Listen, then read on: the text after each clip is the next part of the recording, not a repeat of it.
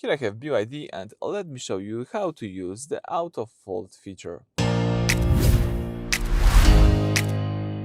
So, if you are the BYD user and you would like to find the auto fold settings, all you need to do is start by using the home screen. Now let's open the settings by using this gear icon. From the left menu, you need to find the vehicle right here.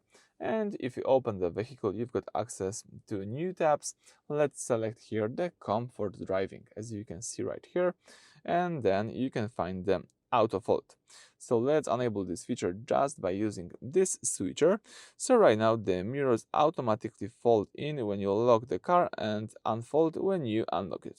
So it's quite useful, it's a game changer. You don't need to remember about your mirrors. It will automatically fold and unfold. So let me leave it that way.